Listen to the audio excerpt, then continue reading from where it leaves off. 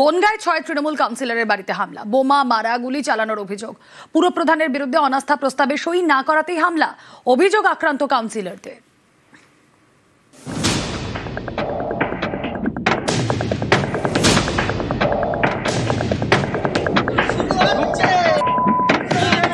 বুধবার রাতে বনগাঁয় পরপর 6 তৃণমূল কাউন্সিলরের বাড়িতে হামলা, এলোপাথারি ইট ভাঙচুর, বোমা মারা এবং গুলি চালানোর অভিযোগ। গুলি ইট ছুটছে, অবশ্যই আতঙ্কে আছি। মদের বোতল, সিসি ক্যামেরা ভেঙে দিয়েছে, 4 রাউন্ড গুলি ছুড়েছে। আমার বাড়িতেও হামলা হয়েছে এবং অজস্র বাইরের ছেলে এসছে, সব মুখে কাপড় বাঁধা। এখনো জানতে পারিনি কি কারণে হামলা। কাউন্সিলরদের বাড়িতে বোমা, গুলি, ইট, অবশ্যই আতঙ্কে ভয় আছে। বৃহস্পতিবার বনগাঁ থানার সামনে বিক্ষোভ দেখান আক্রান্ত কাউন্সিলররা। সেই বিক্ষোভে সামিল হন বনগাঁ ঠাকুরবাড়ির সদস্য রাজ্যসভা তৃণমূল সাংসদ মমতা বালা ঠাকুর।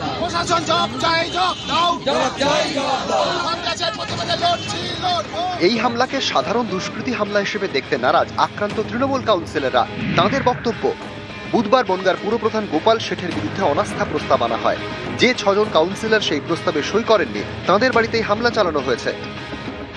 আমাদের জেলার সভাপতি জেলা পার্টি অফিসে ডেকেছিলেন, যখন কিনা একটা আমাদের কাগজ ধরিয়ে দিল, লেখা ছিল যে পৌর প্রধানের বিরুদ্ধে অনাস্থা। অনেকে সই করেছিল এবং আমরা 6 জন কাউন্সিলর আমরা অনাস্থার বিরুদ্ধে সই করিনি। যখন রাত 12টা সাড়ে 12টা বাজে, জানি না কারা মোটর সাইকেল করে চড়ে এসে 10 থেকে 12 রাউন্ড গুলি চালিয়েছিল। আমার ছেলে যে ঘরে থাকে সেই কাঁচ ফুটো হয়ে এবং দরজাটা ছিদ্র হয়ে গেছে।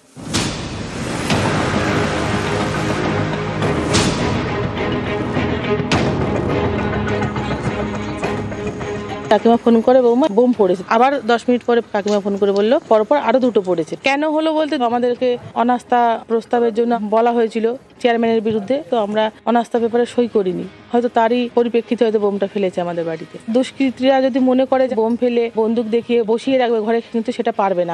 আমাদের যখন ডাকা হয় আমরা যাই 6 জন মহিলা কাউন্সিলর, সেখানে গিয়ে আমাদেরকে জোর করে হুইপ করা হয় যে যাতে আমরা সই করে দিই। আমরা সই করতে রাজি না হয় আমরা সেখান থেকে বেরিয়ে আসি। বেরিয়ে আসার আগেই আমাদেরকে হুমকি দেওয়া হয় বাড়িতে গিয়ে রাত্রির 3টে থেকে 4টের মধ্যে ওখানে গিয়ে 6 রাউন্ড গুলি চালায়। তাই দাঁড়িয়ে অকথ্য ভাষায় গালিগালাজ করে এবং ভাঙচুরও করেন। অনাস্থা প্রস্তাবে যে কাউন্সিলররা সই করেননি, তাদের বাড়িতেই নির্দিষ্ট করে তারা অভিযোগ করছেন যে হামলা হয়েছে। এটা আমাদের মনে হয়েছে যে এর মধ্যে কোনো কিন্তু আছে, যে যারা ঘটনা ঘটিয়েছে তারা নয়, এর নেপথ্যে যারা আছে তাদেরকেও চিহ্নিত করতে হবে। কারণ আমাদের মনে হয়েছে যে এটা সম্পূর্ণ তৈরি করা একটা ঘটনা। প্রশাসনিক আইনের পথে যে ব্যবস্থা নেওয়া সেটাই। 26শে বিধানসভা ভোটের আগে 40টি পুরসভার নেতৃত্ব বদলে নজর দিয়েছে তৃণমূল। একাধিক পুরসভার চেয়ারম্যান এবং ভাইস চেয়ারম্যান বদলও করা হয়েছে। 8ই নভেম্বর তৃণমূলের বনগাঁর জেলা সভাপতি বিশ্বজিৎ দাস সাংবাদিক বৈঠক করে গোপাল শেঠকে 15ই নভেম্বর পর্যন্ত সময় দেন। তার মধ্যে পুরপ্রধান পদ ছেড়ে দিতে বলা হয় গোপাল শেঠকে। 14ই নভেম্বর 21 নম্বর ওয়ার্ডের কাউন্সিলরকে অস্থায়ী দায়িত্ব দিয়ে গোপাল শেঠ জানান তিনি অসুস্থ। তারপর থেকে হাসপাতালে ভর্তি গোপাল শেঠ। বুধবার বনগাঁ পুরসভার 22 জন কাউন্সিলরের মধ্যে 15 জনকে নিয়ে বৈঠক করেন বিশ্বজিৎ দাস। গোপাল শেঠের বিরুদ্ধে অনাস্থা প্রস্তাবে তাদের সই করতে বলা হয়। 6 কাউন্সিলর সই না করে বৈঠক থেকে বেরিয়ে যান। বাকি 9 কাউন্সিলরের সই নিয়েই অনাস্থা প্রস্তাব পেশ হয়। যে 6 কাউন্সিলর পুরপ্রধানের বিরুদ্ধে আনা অনাস্থায় সই দেননি, বুধবার রাতে তাঁদের বাড়িতেই হামলা। বনগাঁ থেকে Aniruddha Kirtania, news 18 Bangla. BLRO office যেন ঘুঘুর বাসা। সরকারি দপ্তরে বসে ঘুষ নিচ্ছেন বড়বাবু। চাঞ্চল্যকর ভিডিও ভাইরাল সোশ্যাল মিডিয়ায়। অভিযোগ, গঙ্গারামপুরের বিএলআরও অফিসে নাকি অলিখিত নিয়ম, ফলো করি তবে কাজ।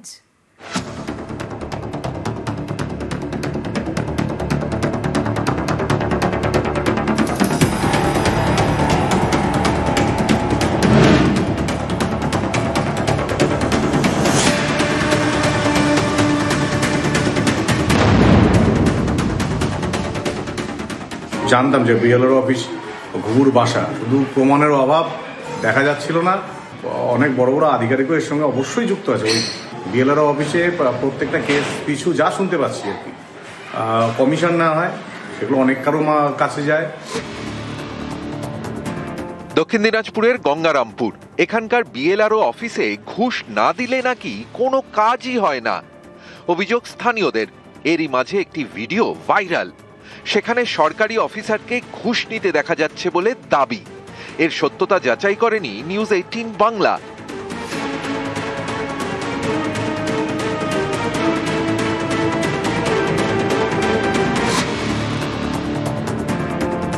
অভিযোগ, এভাবেই নাকি দক্ষিণ দিনাজপুরের গঙ্গারামপুরের বিএলআরও অফিসে কাজ হয়। ফেলো করি তবে কাজ। অভিযোগ, ভাইরাল ভিডিওয় যাকে টাকা নিতে দেখা গিয়েছে তিনি বিএলআরও অফিসের বড়বাবু অখিল পাল। ঘুষ ছাড়া কোনো কাজ নাই। একটা কাগজ করতে গেলে ঘুষ নেয়, কাগজ নিতে গেলে ঘুষ নেয়, এরা কি ব্যাপার? অখিল পাল গঙ্গারামপুর বিএলআরও অফিসের ক্যাশিয়ার। ভাইরাল ভিডিওকে সামনে রেখে তার বিরুদ্ধেই অফিসে বসে ঘুষ নেওয়ার অভিযোগ। জানতাম যে বিএলআরও অফিস ঘুঘুর বাসা, শুধু প্রমাণের অভাব দেখা যাচ্ছিল না, অনেক বড় বড় আধিকারিকও এর সঙ্গে অবশ্যই যুক্ত আছে। ওই বিএলআরও অফিসে প্রত্যেকটা কেস পিছু যা শুনতে পাচ্ছি আর কি, কমিশন না হয় সেগুলো অনেক কারো কাছে যায়। বড়বাবু আমার অফিসে ক্যাশ সেকশনের দায়িত্বে থাকেন, তো গভর্নমেন্ট যে রেভিনিউ হয় সেই সেকশনে ক্যাশ বিলিংস ওনার দায়িত্বই রয়েছে, সেটা গভর্নমেন্ট রেভিনিউ ট্রানজ্যাকশনটা উনি করেন। এবার যারা ভিডিও ভাইরাল করেছে তাদের কি কমপ্লেন আছে সেটা কমপ্লেন পেলে আমরা খতিয়ে দেখব। দক্ষিণ দিনাজপুরের গঙ্গারামপুর থেকে সুজন সূত্রধর, নিউজ 18 বাংলা। এসআইআর চাপে বিএলওর সেরিব্রাল অ্যাটাক। হুগলির কোন্নগরের 279 নম্বর বুথের ঘটনা। হাসপাতালে অঙ্গনওয়াড়ি কর্মী তপতি বিশ্বাস। বিএলওর দায়িত্ব পেয়ে চাপে ছিলেন তপতি। এসআইআর ফর্ম বিলি করতে গিয়ে নাজেহাল, রাত জেগে অনলাইনে ফর্ম আপলোড, ভোটারদের ঘন ঘন ফোনে জেরবার। এসআইআর চাপেই সেরিব্রাল অ্যাটাক, দাবি পরিবারের।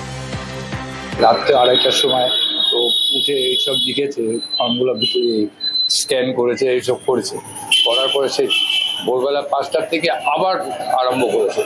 এই করার পরে ওখানে নিয়ে এসে তখন ওখানে মানে মাথা ঘুরে পড়তে যাবি, তখন একজন ধরে ফেলেন। বিএলও কাজই করছিল, হাই প্রেশার হাই সুগার এই অবস্থায়। আমরা বারবার বলেছিলাম মনে হয় ওকে দিয়েন না, তার সত্ত্বেও জোর করে বলছে না দিলে চাকরি।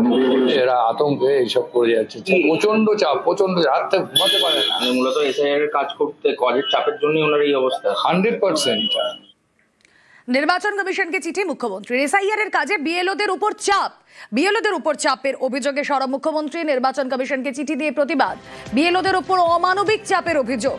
এসআইআর স্থগিতের আবেদন মমতা বন্দ্যোপাধ্যায়। মুখ্য নির্বাচন কমিশনারকে কড়া চিঠি।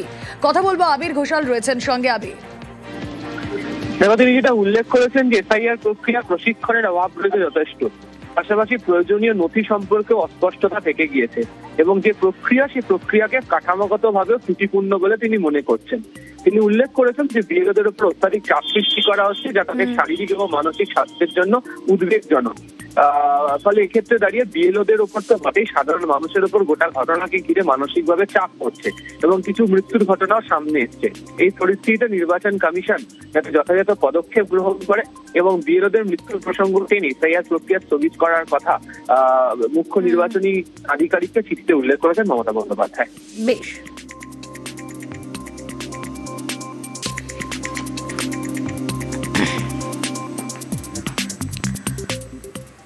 আর এই এসআইআর আতঙ্কে মুখ্য নির্বাচনী আধিকারিকের আশ্বাস। এসআইআর নিয়ে আতঙ্কের কারণ নেই বলে আশ্বাস।